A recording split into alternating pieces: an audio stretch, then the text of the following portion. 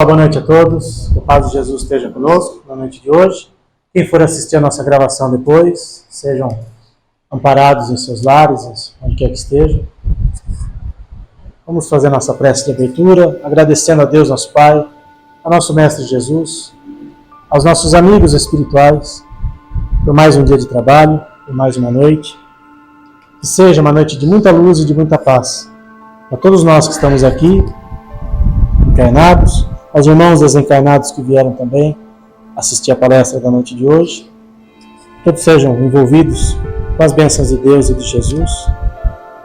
Que ao final do trabalho de hoje, cada um de nós possa levar um pouquinho dessa luz e dessa paz para os seus lares, para os seus familiares que estão lá à espera de cada um de nós. Iniciando a nossa palestra de hoje com a prece que Jesus nos ensinou. Pai nosso que estais nos céus, santificado seja o vosso nome. Venha a nós o vosso reino, seja feita a vossa vontade, assim na terra como nos céus. Pão nosso, que cada dia nos dai hoje, perdoai as nossas ofensas, assim como nós perdoamos a quem nos tem ofendido. E não nos deixeis cair em tentação, mas livrai-nos de todo mal, que assim seja. Graças a Deus.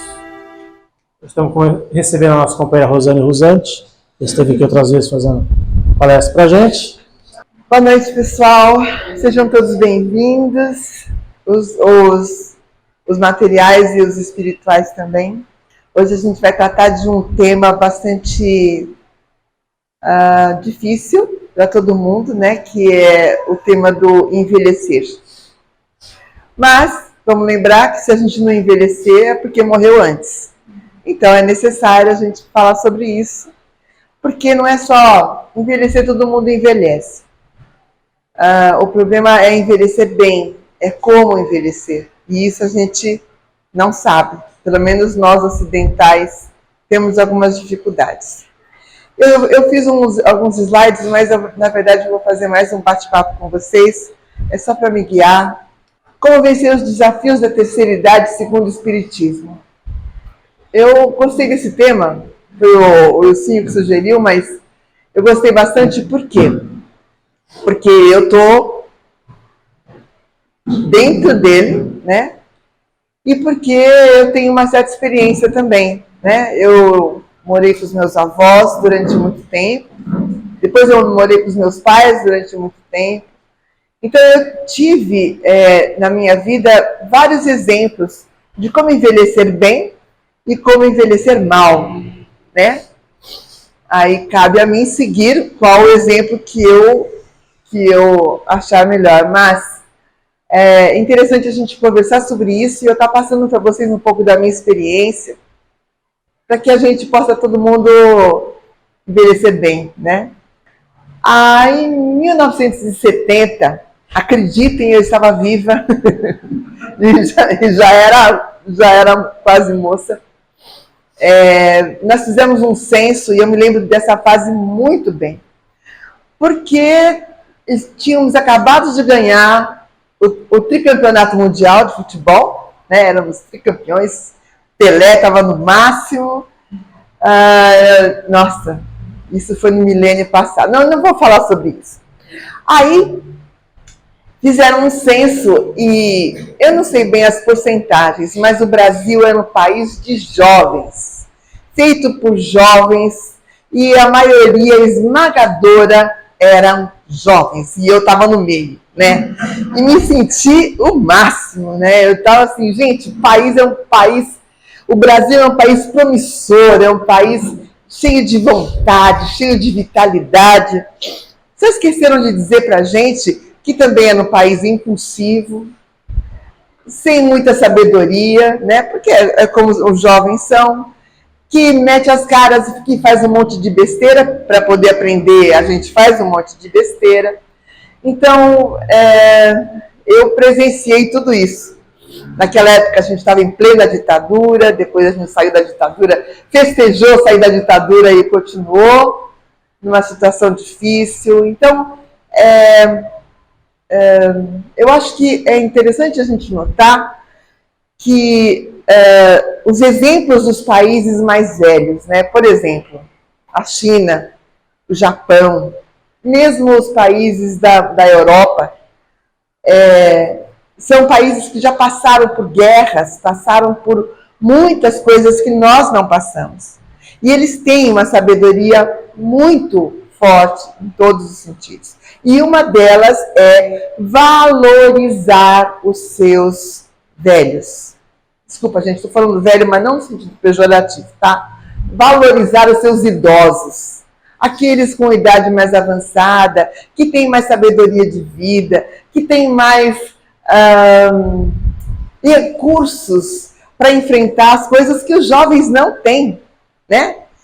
E aqui no Brasil e em outros países também, mas aqui no Brasil especificamente, a gente não pensa nisso. A gente descarta os velhos quando eles ficam economicamente inutilizados, vamos dizer assim, não é inutilizados, mas não são mais úteis financeiramente, profissionalmente, são quase todos colocados de lado e nós jovens, ou eles jovens, desculpa, seguem sua vida, né? E aí as coisas vão se repetindo, né? A gente vai repetindo erros que eles cometeram porque nós não os ouvimos, nós não os valorizamos. E isso é muito importante. Então, eu vou falar um pouquinho aqui da parte física, psicológica, social, espiritual, porque eu acho que esses quatro, né, eles são os que sustentam a nossa vida. Quando nós temos um problema psicológico, físico, social, espiritual. Quando nós resolvemos, temos que resolver no psicológico, no físico, no espiritual, no social. Por quê? Porque abrange toda a nossa vida, né? Isso daqui, gente, a gente está falando da nossa vida, claro, mas também do nosso país. É muito importante a gente olhar para isso. Aqui são os aspectos gerais, né? O aumento da população de idosos é uma coisa estrondosa, porque muitos remédios, né? O pessoal consegue prolongar a vida. Antigamente, 70 anos, 65 era velhíssimo. Eu não me sinto velhíssima, mas eu achava que a minha avó com 65 era. Eu fiz uma retrospectiva, o que a minha avó estava fazendo com a minha idade, né? Aí eu olhei e falei assim, ela estava cuidando da gente, né? Porque o que mais que tinha para fazer? Ela estava cuidando, e cuidando muito bem, e dando um duro danado para cuidar da gente. Tira esse mérito. Mas o que eu estou fazendo? Posso que eu não vejo meus netos, minhas netas. Está todo mundo pela vida, todo mundo cheio de coisas para fazer, a gente se encontra no meio do caminho, está tudo bem, e sai correndo de novo. Então, nós temos hoje um propósito de vida diferente dos propósitos de vida dos nossos antigos. Mas é preciso que a gente continue com isso, porque a hora que os nossos propósitos de vida diminuírem, aí a gente vai ter problema, né? É sempre importante a gente ter um foco naquilo que a gente é, aquilo que a gente quer fazer. Então, as diferenças entre os costumes dos países eu já falei mais ou menos, né? Que é aquela reverência, o escutar o idoso, como fazem no Japão. Gente, eu acho que quando eu fizer 70 eu vou querer ir para lá. Vou ter que fazer uma plástica, mas eu já estou querendo fazer uma plástica mesmo. Por quê? Porque a nossa vida muda muito. A nossa vida é feita de fases. E nós temos muitas mudanças nessas fases. A fase dos idosos é a fase maior, vamos dizer assim, né? Porque a infância vai até os 12 anos, beirando os 13, depois tem a mocidade que vai até os 30, 30 e pouco, aí vem a maturidade, a terceira idade, os idosos, começa dos 60, 60 e pouco pela Organização Mundial de Saúde e vai até os 90 e tralalá. Então, é muito tempo para a gente pensar no que a gente vai fazer. Tem que pensar que nosso corpo já não acompanha mais as coisas que a gente fazia. E, gente, Eu tive um exemplo disso que eu preciso falar sobre isso. Final do ano passado eu tive um problema no joelho.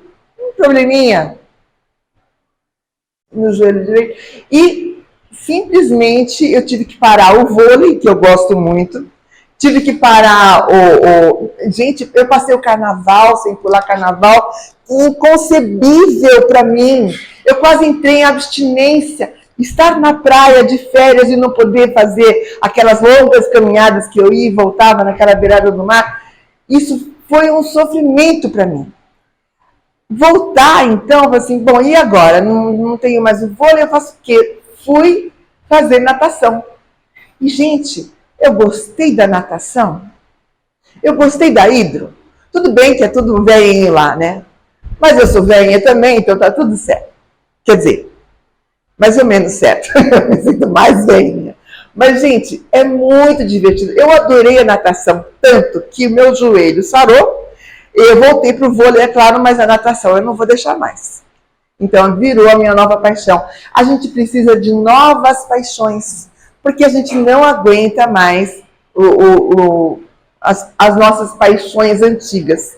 Sinto muito carnaval, eu vou assistir, eu vou torcer, mas eu vou assistir do sofá. É triste, mas espero que seja cansada de tanto nadar. Como lidar com os aspectos físico, social, psicológico e social, é isso que a gente vai ver agora, tá? Então, vamos lá. O material, as limitações físicas, o envelhecimento e as doenças. Essa é uma parte difícil, porque é uma parte que a gente não controla, né? É uma parte que a gente vai ter que passar mesmo, e vai passar bem. Como é que a gente passa bem? Quando a gente aceita, quando a gente se cuida, quando a gente muda os nossos hábitos sem tanta dor, quando a gente não reclama tanto, né? E quando a gente realmente tem a possibilidade de estar contando com a gente mesmo e a nossa disponibilidade de mudar os nossos hábitos. A gente precisa mudar os hábitos de alimentação. A alimentação precisa mudar. Não dá mais, Rosane, para comer a pizza inteira só porque está gostosa. A gente tem que limitar as coisas, comer. Eu tive um exemplo nesse ponto em casa maravilhoso, eu vou falar muito dele hoje com vocês, que é o meu pai. Ele se alimentava de uma forma fantástica. Ele era o primeiro a começar a comer e o último a sair da mesa. Ele mastigava muitas vezes, ele largava o talher e continuava mastigando e sempre tinha salada, a fruta, o jantar era sempre um caldo. Então, ele se cuidava muito bem em matéria de alimentação. Logicamente que tinha o vinhozinho do Porto dele, e de vez em quando uma cervejinha, ou duas, ou às vezes até três. Mas ele dizia que ele fazia isso porque o estômago dele não conseguia mais mastigar as coisas que ele comia. Então, isso fez com que ele tivesse uma sobrevida maravilhosa, né? Muito raramente ele ficou doente e ele tinha realmente uma capacidade de recuperação das coisas que ele tinha muito boa. Ele não gostava de fazer exercícios físicos. E isso eu acho que era uma dificuldade dele. Mas também é importante que a gente se mexa. O sedentarismo é um veneno, especialmente na nossa idade. Quem tem artrose, que dói aqui, não, hoje eu não vou porque está doendo, porque está doendo. Quanto mais dói, faça menos, pouco, mas não deixe de fazer, que isso é importante. O aspecto social. Então, tem... essa parte é uma parte que envolve uma formação que vem vindo há muito tempo. Então, a gente precisa muito combater esse preconceito, essa ideia de que o idoso já não serve mais para nada. O próprio idoso não se respeita, o próprio idoso já se coloca numa posição menos, né? Já não quer mais atrapalhar a vida do filho. e se coloca numa posição, familiarmente falando, muito difícil, né? O que não precisava ser assim, mas a maneira de enxergar o idoso precisa mudar, precisa ser uma maneira diferente. Ela precisa entender que o idoso, ele é só uma pessoa, nós, que ficou mais velha e não morreu antes.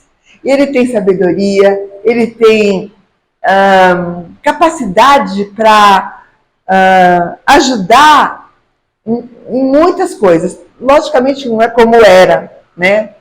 E também a gente não vai estar abusando, mas precisa de carinho, precisa de atenção, merece carinho por tudo que nos fez, por tudo que nos deu, e a gente tem que pensar que a gente também vai estar lá. A maneira com que o idoso se enxerga também é muito interessante. Se a gente vai falar um pouquinho mais na parte psicológica, ele também precisa saber que não é porque ele está idoso que ele precisa abdicar da vida. Antigamente, quando nós, antes do Kardec até, da gente conhecer o Espiritismo, a gente achava que o idoso estava muito próximo da morte. E próximo da morte era próximo do cemitério, né?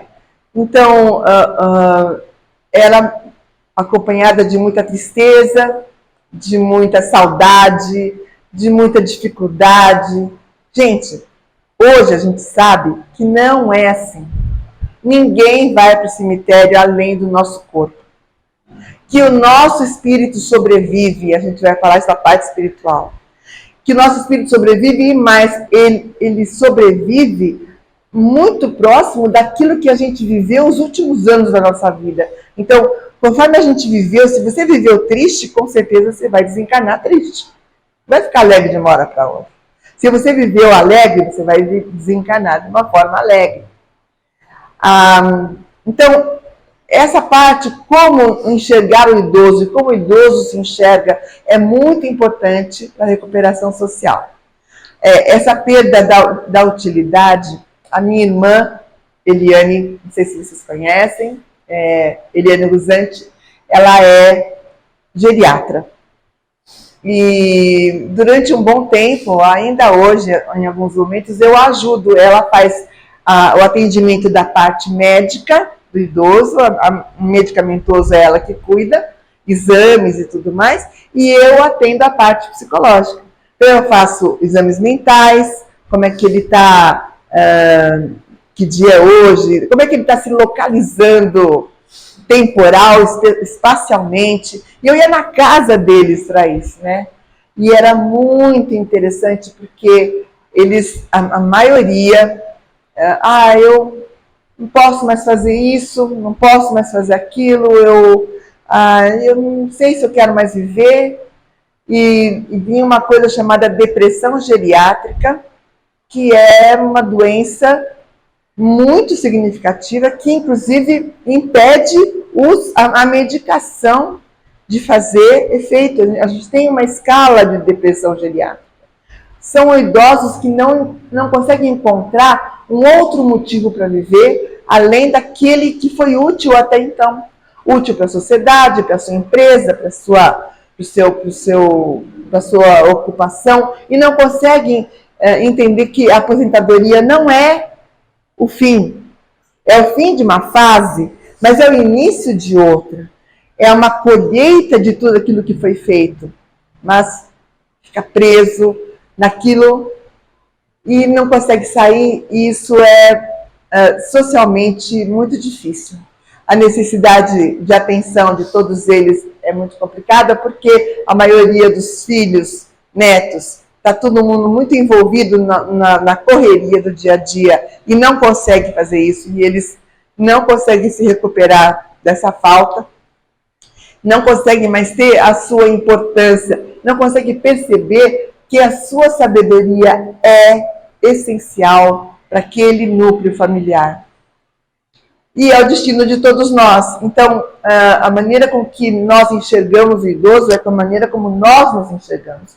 Muitos idosos não se perdoam, muitas vezes, pela maneira com que trataram os seus idosos. Então, eles mesmos, muitas vezes, se auto-impingem dores, se auto-impingem abandonos, porque não se conformam da maneira com que trataram os seus na época, que foi o que deu para ser feito.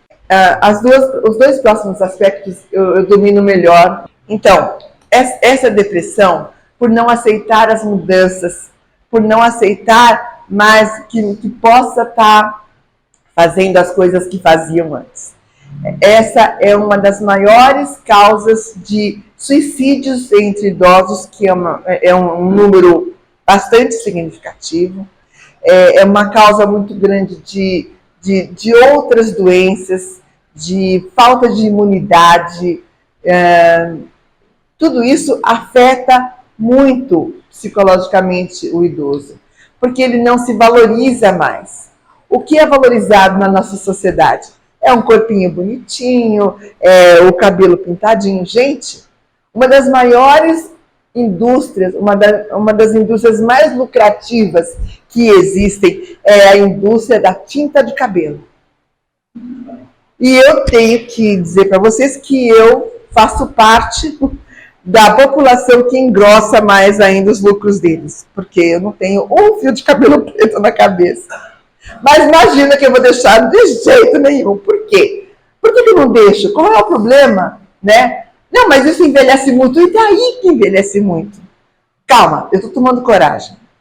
Mas é a tal da valorização. Qual é o valor que a gente dá para os cabelos brancos, para a sabedoria dos cabelos brancos? Não que cabelo branco seja realmente sinônimo. A maioria é, porque tem uns velhinhos que não é muito sábio, não. Bom, em todo caso, essa valorização precisa ser dada pela parte interna. Então, essa é uma fase que a gente volta para dentro, que a gente precisa olhar para dentro. Parar de olhar do lado de fora, parar de olhar para o espelho, de preferência, gente. Nem para escovar dente, a gente escova dente de olho fechado. Porque não vai mais ser aquilo que a gente era, aquela pelinha esticada. A gente passa creme, pinta o cabelo, mas não é isso que vai fazer da gente mais feliz. A valorização precisa ser aquilo que nós temos por dentro. É que a maioria não vê. E a gente também não mostra. Então é como a gente se vê enquanto idoso, né? Enfim. Bom, encontrando uma nova motivação para viver. Isso daqui é essencial. E eu acho que a espiritualidade, já entrando um pouquinho no próximo tema, a espiritualidade é muito interessante nesse sentido. Porque a maioria dá muita... a maioria dos centros espíritas, das igrejas, é um momento em que a gente se volta muito para a espiritualidade, talvez porque a gente saiba que já está chegando mais perto de Deus, a gente acha que Deus está lá depois da morte, então a gente vai lá e pensa um pouquinho mais nele. Agora, porque, gente, deixa eu contar uma outra coisa para vocês. Quando eu era jovem, eu tinha um grupo espírita dentro da minha casa, todas as quintas-feiras, que se reunia há 50 anos. E era um grupo maravilhoso, com conhecimentos que eram ventilados ali, tudo que eu sei daquele grupo. Era maravilhoso. A gente lia e relia o Evangelho segundo o Espiritismo, o Livro dos Espíritos, a gente lia Petrobal, a gente lia Pastorino. Era uma delícia. Mas o que eu fazia? Não, eu sou jovem. Só vou ser jovem uma vez na vida. O pessoal estava se reunindo para cá, pegava a chave do carro e ia lá, saía com os meus amigos, ia conversar, ia isso e aquilo. Voltava para casa, o pessoal estava indo embora. Tchau, gente, valeu, né, e tal. Mas é uma coisa que a maioria dos jovens faz. Quando eu for velho, eu penso nisso. Não vou pensar nisso agora. Eu tenho tanta coisa para fazer, tenho tanta vida para viver. Aí, quando a gente encontra jovens nas igrejas, nas paróquias, nos templos, quando a gente encontra jovens nos centros espíritas, nos terreiros, é a coisa mais linda, é um sangue novo que tem ali, e a gente sabe que tem muita diversão ali também, que a gente também pode se divertir. Deus também é diversão, Jesus também é diversão. E aí a gente ia visitar creches, visitar asilos, era muito divertido também. Mas mais divertido era sair para beber. Então, mas depois que a gente envelhece um pouquinho, eu envelheci um pouquinho, eu falei, não, agora eu vou seguir a linha, eu vou me colocar na linha, porque é isso que eu quero. Porque a velhice também é um reflexo daquilo que nós vivemos a vida toda. Não adianta a gente ter uma mocidade, uma juventude totalmente deslocada. Não, agora chega, eu vou ser Carola, eu vou ser... não, como é que chama? Aquelas mulheres que vão lá, que ficam fazendo o rosário na frente do padre. Bom, enfim, é muito importante que a gente tenha a espiritualidade dentro da gente, não a espiritualidade intrínseca. Eu aprendi isso hoje, gente, eu achei muito interessante. Espiritualidade intrínseca é assim, ó, Pai nosso que estás no céu, santificado seja o vosso nome. Todo mundo sabe fazer. Segunda, terça, quarta, quinta, sexta, sábado, todo mundo sabe fazer. Espiritualidade é aquela que a gente sente, que a gente sabe, que a gente curte. Essa é a espiritualidade que a gente precisa semear em nós. Para que quando a gente chegar na velhice, na terceira idade, não fala velhice, a gente vai chegar muito mais pleno. Pleno, sabe? Eu sei o que eu posso fazer. Eu sei que enquanto eu estou vivo, eu tenho uma missão aqui. Se eu não tivesse mais missão aqui, eu já teria passado por lá de lá, como muitos passaram. Mas eu não passei por quê? Porque Deus ainda quer alguma coisa de mim. Quando ele tinha 70 anos, meu pai, ele teve um câncer de garganta, grau 5, desenganado por todos os médicos. Aí ele tinha uma voz muito bonita, depois ele ficou rouco. Bom, enfim, ele falou assim, eu vou lutar até onde der. Se não der, eu vou embora. Eu vou fazer, né? Bom, não tem problema. Aí ele foi lá, paquerava todas as enfermeiras, porque ele ia embora, então agora ele estava perdoado. As enfermeiras adoravam ele. Ele fez todas as químios, todas as rádios, né? E se curou. Aí ele falou assim, peraí, por que eu me curei? Não era para ir embora? Bom, se eu me curei, então é porque eu ainda tenho coisas para fazer aqui. Realmente, naqueles 24 anos que ele ficou, ele escreveu livro, ele fez palestras, ele fazia palestras quase que diariamente, ele escrevia jornais, ele editava jornais. Então, ele aproveitou esses últimos anos da vida dele intensamente. Porque, lógico que ele trabalhava também, ele era engenheiro, mas a tarefa principal dele era essa. Então, a motivação de vida, saber que existe um motivo para a gente estar aqui e descobrir qual é esse motivo e colocar esse...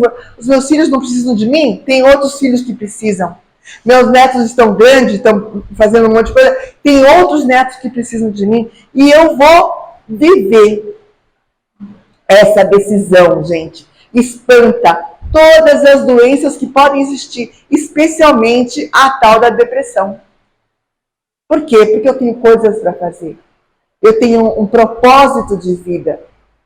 E isso, gente, precisa ter em todas as fases da nossa vida, mas especialmente na última. Porque é a última que a gente vai ser realmente testado para saber se a gente realmente fica no planeta de regeneração ou vai para o planeta de prova por aí em algum lugar.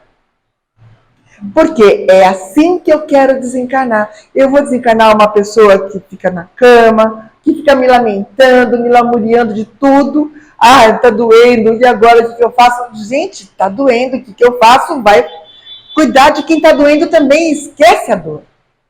Ou toma um remédio, ou um negócio e vai em frente, né? Isso é sinal de força de caráter, de força espiritual. E é isso que vai nos sustentar nos primeiros tempos que a gente estiver do lado de lá. Quando a gente ficar velho, vamos falar velho mesmo, vai, né? Desculpa aí, gente. Eu tô falando a gente, sou eu, então tá bom. A gente tem mais tempo de vida do que a maioria, certo? Então, provavelmente, a gente também tem muitas memórias. E essas memórias são, muitas vezes, muito complicadas. Por quê? Porque quando elas são boas, né? Dá uma saudade, aí a gente vai lá e chora. Olha o meu marido, olha como eu era feliz, os meus filhinhos, olha meu filhinho, bebezinho. Esquece do trabalho que aquele bebezinho deu, mas ele era tão fofinho. Aí, quando tem uma memória ruim, que tem a morte de alguém, a doença de alguém, então chora porque teve uma... Geralmente as memórias não nos fazem bem. É bom a gente ter memória, claro que sim, né? Eu acho que, inclusive, essas memórias são a principal causa da perda dela, né? Eu não gosto nem de falar o nome daquele alemão horroroso, mas... Falei para não falar o nome dele. Mas, enfim, muitos perdem a memória porque a memória faz mal para eles. Agora, se a gente olha essa memória com gratidão, porque a gente passou, gratidão pela infância que a gente teve, pelos pais que a gente teve, em vez de lamentar que os pais faleceram, agradecer porque os teve, agradecer por tudo que passou, inclusive aquilo que foi ruim, porque aquilo que foi ruim me fez o que eu sou hoje. Então, que as memórias sejam sempre motivo de alegria e não de tristeza e de... aí a gente precisa de uma boa dose de perdão e auto-perdão.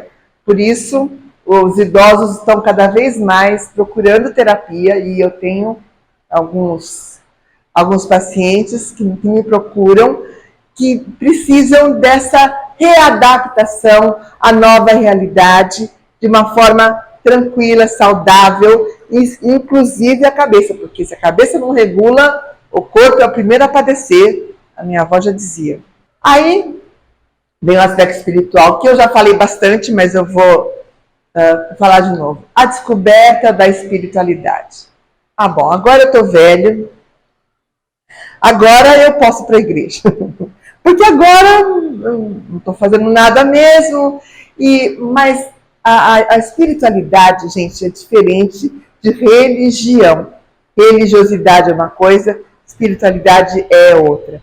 Quando a gente está ligado a Deus, ligado à espiritualidade, a gente está muito mais dentro da gente mesmo, né? E a gente vê mesmo evangélicos, eu atendi a semana passada, não, Deus está comigo em todas as situações, a mulher estava toda estrupiada, mas Deus está comigo, é a vontade dele, eu ouço o que ele está dizendo, e está ouvindo mesmo, eu acredito que sim. Então, isso dá para ela, essa minha paciente, uma força que geralmente ela não tem. É uma senhora que perdeu um filho, que tem uma série de dores que ela podia estar realmente muito pior do que ela está, mas a espiritualidade para ela é uma sustentação de vida. Então, nessa fase, a espiritualidade sustenta a nossa vida. E isso os trabalhadores da casa, mais jovens, mais velhos, os jovens não, claro. Os mais velhos sabem o quanto a gente espera aquele dia para ir trabalhar, o quanto a gente sabe, o quanto aquele trabalho é bom para a gente, sustenta a gente, e a gente sai daqui melhor do que quando chegou, vai para casa, faz alguma coisinha você vai dormir tranquila, sabendo que é útil. E a espiritualidade faz a gente se sentir muito útil nessa fase, porque soma com a nossa sabedoria adquirida no decorrer dos anos. Aí a gente tem o atendimento fraterno, a gente tem as energizações dos passos, tudo de uma forma natural. A espiritualidade é natural nessa fase. Idosos que não têm espiritualidade geralmente não vivem muito bem. E eu não estou falando de religião, estou falando de espiritualidade. Particularmente na religião espírita, né? Como outras também, mas na religião espírita, que a gente acredita nessa vida após a morte, a gente sabe, não é que a gente acredita, a gente sabe que é assim, a gente sabe que a gente continua semeando e que a gente quer ter um final de vida saudável, a gente quer ter um começo de outra vida saudável também. A espiritualidade, a crença da espiritualidade, o estudo ajuda muito a gente nesse sentido. Então, a crença na vida após a morte, a aceitação da missão. Então, nesse momento, geralmente, é que a gente se volta para a nossa missão espiritual. Até agora não deu tempo, gente, e não dá mesmo. A gente que eu saí agora há pouco da juventude. A gente que saiu da juventude agora há pouco, a gente sabe, não dá tempo. É filho, é pai, é mãe, é marido, é emprego, é a casa. É muita coisa para a gente pensar. Não dá tempo, a espiritualidade é depois.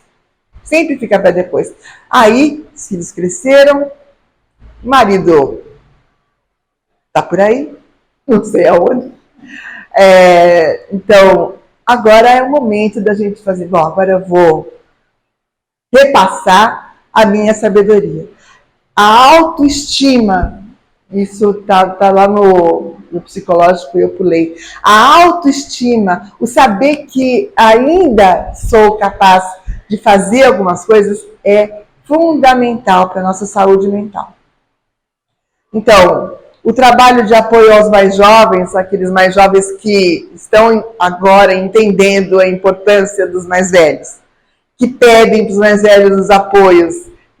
Vó, me explica isso, vó, me explica aquilo. Então, a gente sabe que a sabedoria, ela pula uma geração, não sei se já perceberam isso. A gente tem, às vezes, muito mais ligação com os nossos netos do que com os nossos filhos. E os nossos filhos vão ter muito mais ligação com os nossos bisnetos. Então, nesses momentos, essas ligações são importantes porque geram lembranças para toda uma vida. Eles vão lembrar das coisinhas da vovó, do vovô, das comidinhas, das coisas, para o resto da vida. E isso, gente, se a gente souber passar para eles um pouco dessa segurança que a gente tem hoje, eles vão deslanchar muito, né? E é isso que a gente quer, que o planeta evolua, que a nossa família evolua e que a gente evolua por tabela, por consequência. Então, o uso consciente da sabedoria, e isso daqui é o que eu acabei de falar. A gratidão e a alegria. Isso é o que vai dar a qualidade de vida que a gente precisa ter. Para isso, a gente precisa muito daquele perdão e o auto-perdão lá de trás, né? De entender que erramos sim, né? Que erraram com a gente sim, mas que tudo valeu a pena. Quando a gente faz essa reflexão, tudo valeu a pena, até as coisas mais difíceis, porque eu sou hoje tudo aquilo que eu fui, tudo aquilo que eu passei, é o resultado do que eu passei. Então, a gente agradece com alegria, com entusiasmo. Mas, Rosane, não dá para a gente ter alegria e entusiasmo com dor no joelho? Dá sim. Se a gente agradecer a dor no joelho melhora, eu garanto para vocês que melhora. Um antibiótico também funciona. Um anti-inflamatório também é bom, desde que não ataque o estômago, tá tudo bem. Mas, gente, é cuidar do físico, do físico, do psicológico e do espiritual. Todo o resto é consequência. E isso daqui é a base, é o tripé de todas as fases da nossa vida. Se a gente conseguir isso, a gente está curado. Quando a gente tem algum problema, a gente tem que cuidar dos três ao mesmo tempo. Se a gente curar o espiritual e não curar o psicológico, o espiritual volta. Se a gente curar o físico e não curar o mental vai comprometer o físico de novo. Então, não adianta a gente... Eu falo para o pessoal que vai lá no meu consultório, né? Eu falo, gente, é o seguinte, ou a gente cuida dos três, ou a gente não cuida. Sabe assim, eu faço a minha parte, mas vocês precisam fazer a sua. Então, vamos lá, a gente vai dar um ânimo, porque o mental é importante, mas os outros também requerem uma certa importância. Dúvidas? Colocações. Gente, a gente tem idosos aqui. Eu coloquei as minhas dores. Vocês podiam colocar um pouquinho de vocês também. Dividir com a gente. É sua vida. Olha, a risada do pessoal aí não foi muito.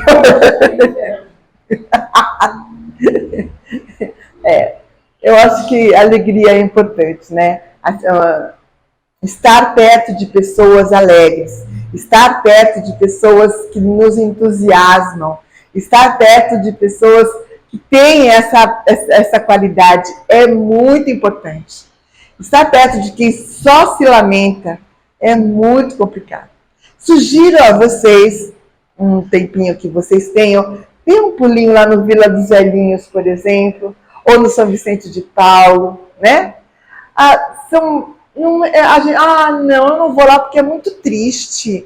É triste ver aqueles velhinhos abandonados. Não é, gente. Não é, não. A gente ouve cada história. Se senta do ladinho deles ali, depois que passa aquele já... Senta do ladinho deles e ouve aquelas histórias. A gente aprende tanto. E aí, se vocês puderem, vamos lá, vamos cantar com eles. Eles adoram cantar. Eles adoram se divertir, eles ainda estão vivos. Gente, enquanto há vida, há missão. Enquanto há vida, há esperança, há necessidade. Morrer em vida é depressão. E eu ouvi muito isso também daquele velhinho lá de casa, né? É crime de lesa evolução. Tristeza é crime de lesa evolução. É quando o nosso ego é tão grande que não aceita, não aceita mudanças, não tem maleabilidade, não tem jogo de cintura, se acham aquelas árvores frondosas, cheias de galhos, cheias de raízes. O primeiro vendaval que vem, derruba a árvore com raiz e tudo. O que a gente precisa ser resiliente, ter maleabilidade. O vento sopra, eu vou para lá. O vento sopra para cá, eu vou para cá. E aí, esse balanço do vento faz com que a gente adquira fortaleza espiritual. Não estamos aqui de férias. Não estamos aqui, como diz o Adão Nonato, a gente não está aqui para tomar água de coco na rede. Se preferisse com um pouco de uísque dentro do coco.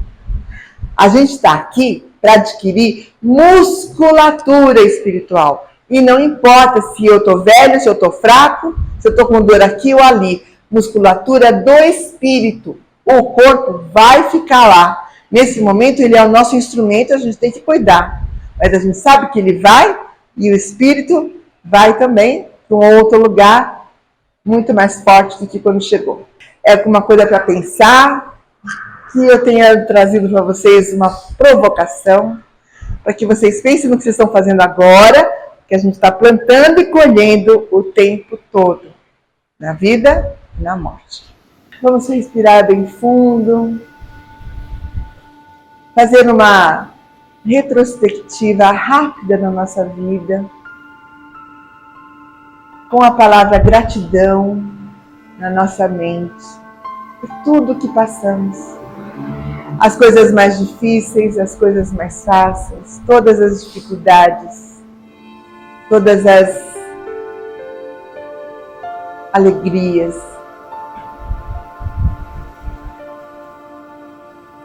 Vamos agradecer do fundo do nosso coração os nossos antepassados, os nossos velhos, os que temos ainda vivos, os que já foram, por toda a sabedoria que deixaram para a gente, por todo o trabalho que tiveram, pela vida que nos deram, a oportunidade que temos hoje.